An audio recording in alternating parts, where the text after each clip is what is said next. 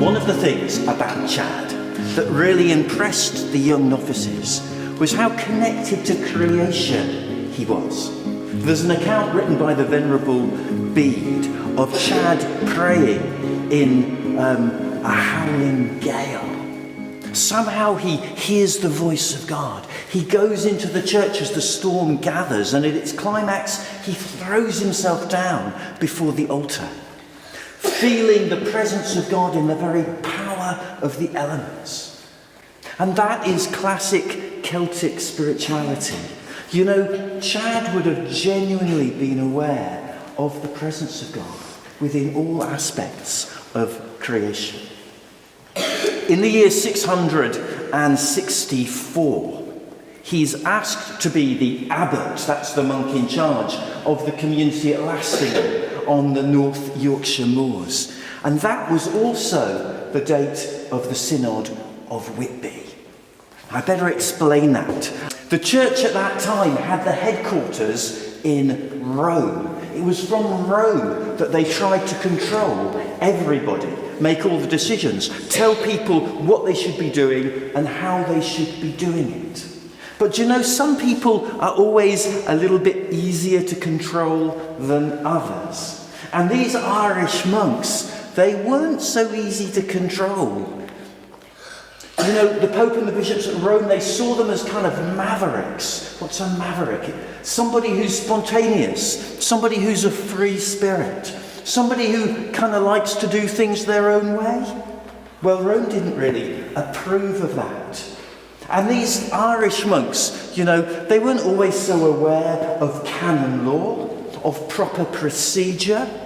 They didn't really seem to be in touch with the very latest directives of how you should do things.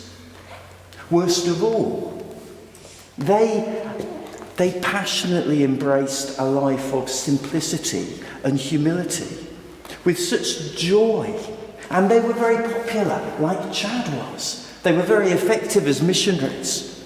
But they made it seem like, you know, there was almost something wrong with wealth or status. And you can imagine that the bishops and the Pope in Rome, they quite enjoyed being wealthy and having high status. So they didn't always like the way that the Irish monks went about things. So the Synod of Whitby was like a showdown between the Irish monks who were so influential in England then, and the central powers of Rome, who were the kind of official way of doing things.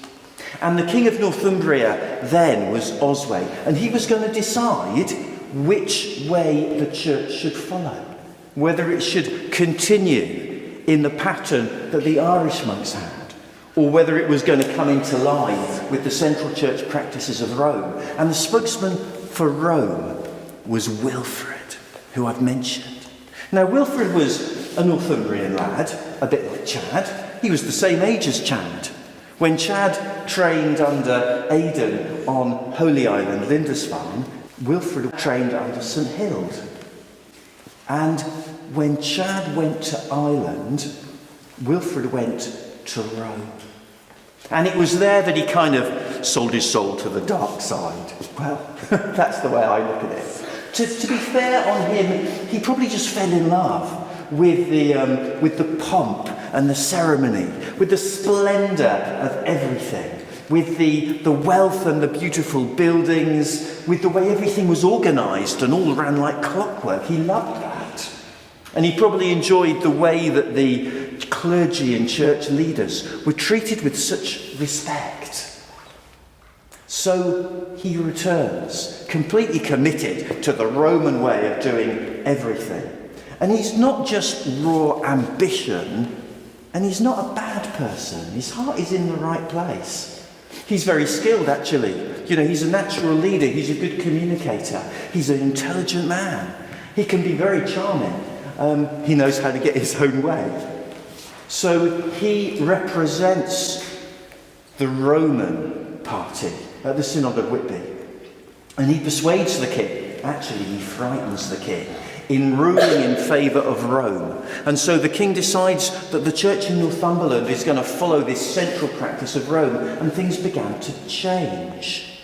In fact, the bishop who is unhappy resigns, the bishop of the Northumbrians, and he goes back to Ireland. And Wilfrid, as you can imagine, he kind of wheedles his way into being elected as bishop. And he's sent off to be consecrated as a bishop. And he goes off to France. Now, they would have expected it to take a while, perhaps 6 months before he came back. But a whole year goes by, and Wilfrid doesn't return. And they hear no word of him. So the church leaders go to King Oswey and they say, "Look, we don't know what's happened to Wilfrid. We need a bishop now. Why can't we have Chad? Everybody loves Chad." And so the king says, "Yes, let's consecrate Chad." So they send Chad off. Now he thinks he can be consecrated in England, but the Archbishop of Canterbury has died of the plague. So he goes to the Bishop of Wessex, Bishop Winnie, and he says, "Would you consecrate me? But it can't be just you, because now we have to follow canon law and proper procedure. We need 3 bishops." And Winnie says, "No problem. I'll ask 2 of my Welsh friends who are bishops to come over and consecrate you."